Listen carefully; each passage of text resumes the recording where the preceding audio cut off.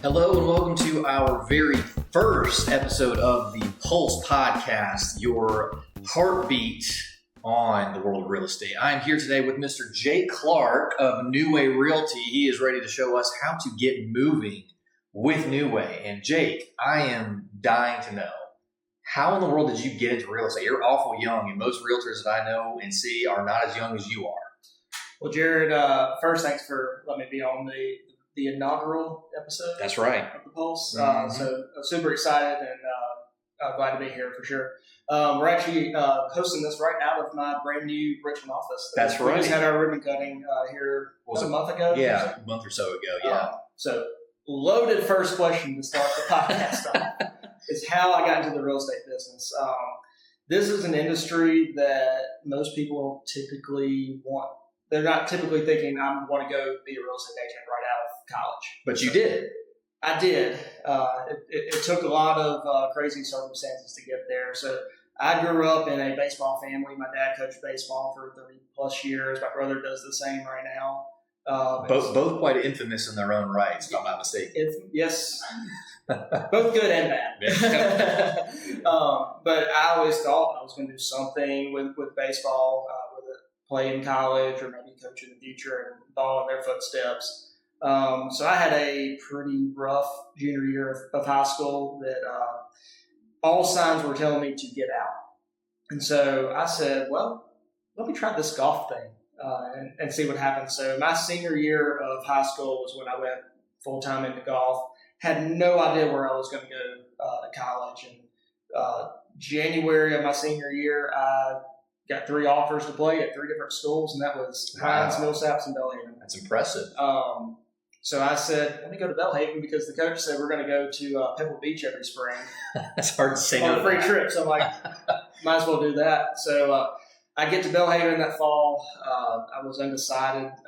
I did a computer science class. I did an accounting class. The computer science class was so far over my head that I said, let me give this accounting thing a shot. So from that point, what I thought I was going to do was get my CPA license and go into work in public accounting. Okay. My dad, once he retired, my mom said, you got to find something to do. And so he ended up getting his real estate license and starting off with another company back in, I think, 2015, 2015 or so. And so that was about my sophomore year of high school at the time. So we're sitting around the living room one day after my freshman year of college, and my dad said, you might as well get your real estate license. I mean, what could it hurt? I'll pay for your pre-license course. And so that's what I did. It took a year later for me to take the test. I passed the test in July of 2019 and officially got my real estate license as a salesperson and jumped on with my dad here at NuWay. So wait. So you're telling me that you actually worked with your dad? Worked with my dad. Still work with my dad. I have always been told it is a bad idea to mix friends and family with business. Well, I take after you, so I guess we're in the same boat. Touche. But how was that getting into things with your dad on the outset? I mean, he was my first mentor in this business. At the time, NuWay was just me and him. It was intended to be a family business at the time, and he literally taught me everything I knew to get started. So I got my license in July 2019. I still thought I was going to do the accounting thing. This was kind of a part-time gig, just to make a little extra money on the side in college. I didn't close my first deal for 8 months. And so that's a long time. So ended up, made $0. Didn't have to make anything. I was in college at the time. I'll ask you, is that common for newer agents? Yeah, it takes typically 6 to 12 months before you really get your first deal. Unless, you can get a whole lot sooner than that. Just typically it's 6 to 12 months, but it takes a solid 2 years before you can realize whether you can do this full time or not. Well, and we'll dig into that for sure, but I definitely want to get the rest of your tale. So my first deal closed March 4th, 2020. That is a good day. 7 days later was when the world shut down. Classes went virtual. We had to wear masks in grocery stores and everything. I think we stay at home, shelter in place, all the things. I think we all have very, very fond memories of that time. Yeah, for sure. Mm-hmm. Which that ended up being the biggest blessing in my business because golf stopped, school stopped, it went online. I didn't necessarily focus on doing real estate at the time, but I had a lot more time to actually do it. So that first full year was 2020. I closed 10 deals that year, which is probably just below being full time. Okay. But it's a college student. I was like, shoot, yeah, this is pretty good. Awesome. Yeah. So going to my next full year, which was 2021, that November, December of 2020, leading into 2021, I was playing golf at the school. We were back in class full time. I was working at the school. I was playing drums at several different churches in the area. And I was trying to build this business too. So I was literally about to lose my mind. And so it was around the new year when I said, I'm done with this school stuff. I'm not going to go try to get my CPA license. Let me see if I can make this real estate thing work full time. So sales doubled that year. I officially went full time after finishing my last semester of Belhaven in May of 21. And since then, it's been wide open ever since. That is incredible. I don't, being in the real estate world myself, I can't say that I know a lot of agents that have done that, pulled that off so quickly. So that is hugely impressive to say about yourself that you've done that so far. But for a lot of people that are going to be listening to this, they may not know exactly what a realtor does at all. They probably don't understand how impressive it is that you did that. So, man, floor is yours. Tell us what it is like to be a realtor and what it is that you do to bring value to your clients. So, like I said, I started with a salesperson license. Actually, fall of 2020, I also got my broker license, which I'll get into what the difference is and what that means. But it is a 100% commission-based business, meaning if I get hurt or sick or I'm not working, you don't make any money. I believe the Southern expression is you kill what you eat. Yes, exactly. So it could be a great business to be in, but it can be an absolute disaster. Very punchy. Oh yeah. So what a realtor does, and the difference between a real estate agent and a realtor is a realtor is a member of the National Association of Realtors. There's a state and local level of that, and we have code of ethics that bind us to basically treating our clients and the public and other agents. We have rules that we have to follow that helps us serve the community. So it's like fiduciary responsibilities? It's a step further than that, code of ethics. Even better. So fiduciary responsibilities are at the state level, what the license law requires us to do. Okay. Code of ethics with being a realtor is a step further. So what we do is we show people houses, we list people's houses, and we help them with the American dream of home ownership. It is a very simple framework of how to buy a house or how to sell a house.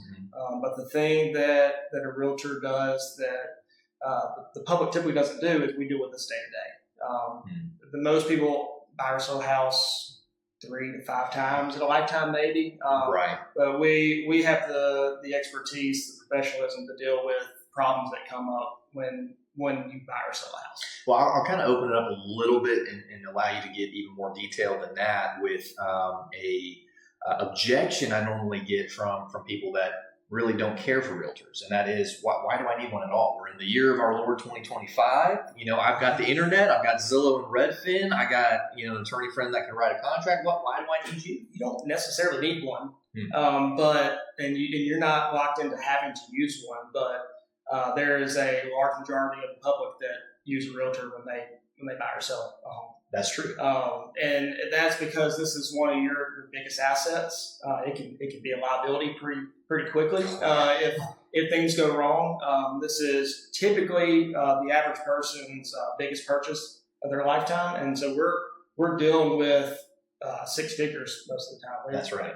Hundreds and hundreds of thousands of dollars that if a mistake is made, then that is life-changing in a bad way. It can be it is typically life-changing in a good way, but it can't be life-changing in a bad way. And that's your goal, is to make it in a good way. Correct. Okay. Correct. All right. Just making sure. I got to check. But yeah, we're all for protecting the client, protecting the public. There's other things that the Realtor Association does as well, and that's what a lot of people know is they help with their laws and protect the public with their property rights. Gotcha. Very cool. Okay. Well, and that is a very good general overview of kind of what you as a realtor do. But what makes you different? As far as I know, you can throw a stone down the road and hit a realtor, So what separates NuWay Realty? What separates you guys from the rest? We are the real estate agents. The real. What our motto is to do is we help other people get what they want, so we can get what we want. I'm in the service industry, and in the service industry, if you don't do a good job, word spreads. I'm about doing things as efficient as possible, and the simple goal is to help people, and helping people first before putting my priorities first. And that's kind of been my motto since I got started. I remember back in the first full year I was in the business of hearing that quote before. Right.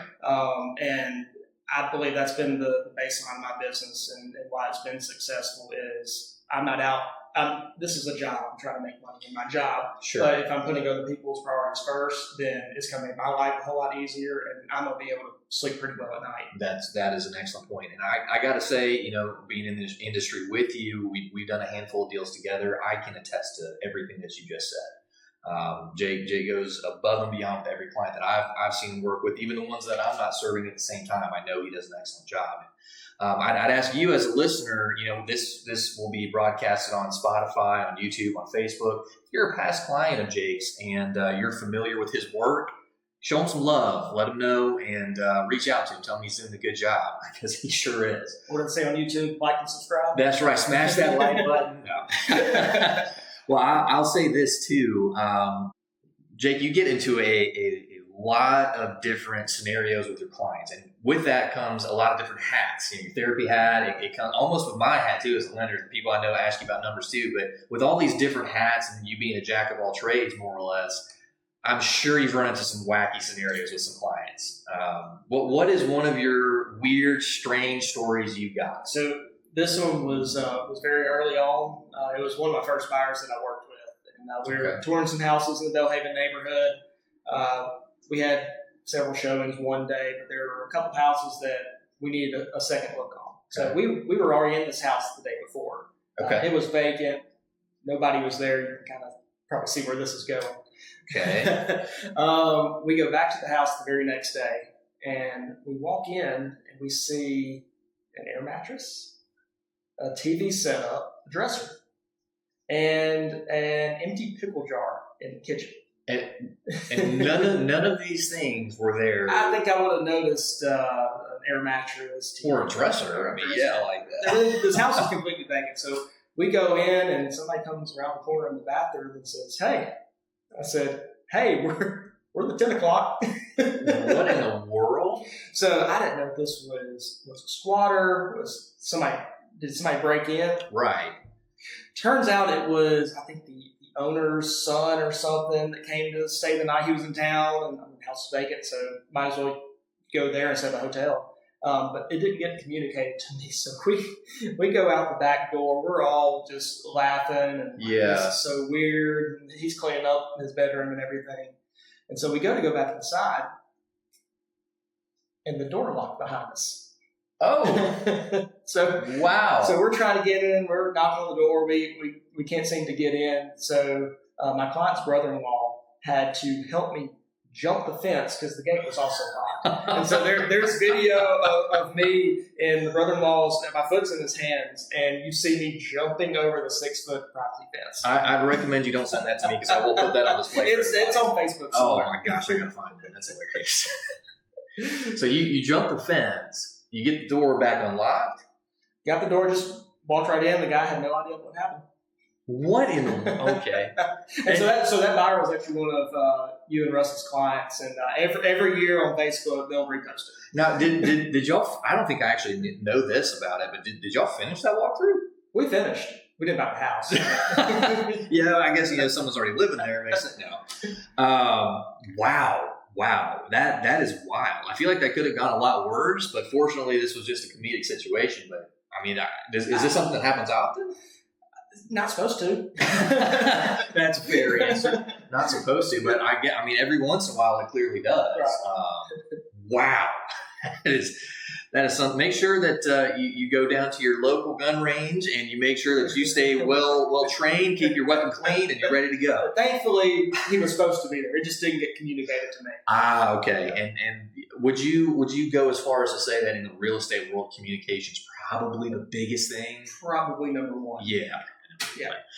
Well, in that case, I'll ask you, when you're looking into an agent, whether you're in Mississippi here centrally or you're out of state, wherever you may be, it's very important to have wisdom and discernment in picking the right person to help you with this gigantic purchase. And because you and I deal with it on a regular basis, we know what to look out for, but not everybody does. So I'll ask you this question twofold. What are probably the top 3 qualities that you would say someone needs to look out for in an agent? And then I'll ask the opposite end of that question. What are 3 things to look out for an agent that you probably shouldn't work with? Well, I'll start with there's a lot of people in the world. There's a ton. All those different personalities, not everybody is going to be a good fit for you. Obviously, the things you're wanting in a good agent is organization. You're going to want clear communication. Right. You're going to want honesty, full disclosure, all that stuff. Most of that's in our license law that we have to. Well, that doesn't mean it's going to carry over. That's right. And so that's the traits you want to look for in an agent you want to use, but you also want to look for those traits lacking in another agent. I see. So it ends up being the same on both sides. But all I have to say is that there's a lot of different personalities. There's a lot of different agents. I might not see eye to eye. I may not be able to be on the same wavelength with somebody. And so my biggest recommendation to do, which there's a stat on it that most people go with the first agent they meet. I don't think that should be the case, especially with the gravity of how big of a purchase this is and what could possibly go wrong. Is my best advice would be to interview multiple agents. Because you'll be able to find the right one that's going to be on your wavelength. And everybody has a little different way of doing things. But you definitely want to make sure on the front end you're dealing with the right person. And I think the best way to do that is to interview multiple agents. That's fair enough. I think so. It keeps a nice, healthy level of competition too. Make sure everybody's staying honest and on the above board. But if you have a roofer that's coming to your house, you're probably not going to go with the first quote. You're going to want to get somebody that's maybe not necessarily the lowest quote, but you want to get somebody that's going to be the best for you. Yeah, well, and possesses those qualities you talked about, and that I think translates across many. It goes with any industry. Yeah, like you said earlier on, being in the service industry, those are the 3 biggest things because, it's all referral based. It's all word of mouth. And if you as an agent start developing a bad reputation, you're kind of toast. You're looking for a new career by the end of the year. Well, good. I will say with that, Jake does possess all 3 of those qualities. I've not once had to question his integrity, which that goes a long way. It's not beginning. Well, let's not start now, especially not while we're on the podcast for sure. But no, with that said, I know we talked a lot about, and I feel like I kind of leaned the conversation this way, but more towards the buyer side. But let's talk more about the listing side because you do listings too, right? Where you sell the house for somebody that's trying to move somewhere else. Okay. What does that process look like? Is it pretty different between the buyer side and the listing side? It's very different. Okay. It's 2 different sides. The buyer, for the buyer side, we're trying to get the house for as little as possible. Okay. For the best deal possible. Mm-hmm. That's not necessarily having to do with money. On the listing side, we're trying to get the house for as much as possible for them. So it's 2 completely different ends of the spectrum. Gotcha. So what we're trying to do on listings is give a great first impression to showings. So we'll go in. I'll meet with the owner and we'll go kind of walk through the house and we'll see, do we need to maybe paint this room or do we need to spruce up here? And I'll kind of tell them some different tricks that they can do to keep their house clean and what shows better than other houses and stuff like that. Gotcha. So we'll get a listing agreement signed. We'll get pictures, and the thing that kind of separates me on that is I'm able to get houses on the market within usually 1 day, sometimes 2 days, depending on my schedule. But I'm able to get pictures back really quickly. We get it on the market. Deal with putting it on the MLS, which is multiple listings service, and this syndicates all the listings that we post to every website you can imagine. It goes to Zillow, Realtor.com, Trulia, all the agent and brokerage websites. It gets blasted out all over the place, and every agent in Central Mississippi and in several other parts of the state, if they come here, have access to be able to view the property. Now, on the MLS, because I do want to touch on this, it's very important, but on the MLS, are you saying that some of these properties that are input into the MLS are not necessarily showing up immediately on like your Redfins, Zillows? What we put in MLS shows up everywhere Immediately. Okay, so on the spot. And then I do want to give our listeners and viewers a frame of reference. So you said you can get properties on the market very, very quickly within, 2 days maximum. What is the normal turn time that you would say that you see most agents putting? If there's nothing that needs to be done with the house, you're probably looking at probably 3 to 4 days. Okay. It basically depends on when pictures come back. But what I've tried to perfect in my craft the last few years is to make things as efficient and as easy as possible. Right. So when I'm getting all my listing paperwork done with the seller, they have 1, maybe 2 documents they have to fill out. From that point, I say, I'm going to take it from here. All you have to do is tell me if this house can be showed at certain times when the requests come through, and then wait for me to let you know when there's an offer. Gotcha. And I'll obviously give feedback and updates as they come along. But my goal is to take the stress and the burden off of my sellers. Gotcha. Off my buyers as well, but specifically on listings. That's also what I'm trying to do. Unfortunately, I can say on the buyer side, most of the stress comes from us on the lending side, but there's not a whole lot we can do about that. On the seller side, what would you say when you're having these conversations with your sellers? What are some of the kind of big, high-key things that you're telling them to do to make sure their house is show-ready and best presented to potential buyers? A decluttered house, clean countertops, and a very nice, neat, spruced-up lawn. So what do you tell these hoarders that you run into? Every listing is a different case. Okay. It just houses are typically occupied when they're on the market, so they are lived in. And people have kids, and kids tend to be messy. And there's a understanding that houses are lived in, but it's mainly clean countertops, junk not piled up in a corner or somewhere. I usually say, if you have to pile something up or pack something up, put it in a garage or a closet. And or under a bed. No nasty odors. No nasty odors. I've got some horror stories about that. Oh, I bet you do. I'm asking you this more for my sake. I'll be honest, because I've got 2 children under 3 years old right now. I've got all my walls marked up. I've got a dog and a cat that have scratched up my floors. I am so not ready to sell. But if you were looking to sell, yeah. Say you had to go somewhere, and I came to your house and was kind of looking through everything, understanding that you have kids, you have animals, the house has been lived in. We would do some stuff immediately, like right before we list, and I would say, hey, Jared, just hang tight.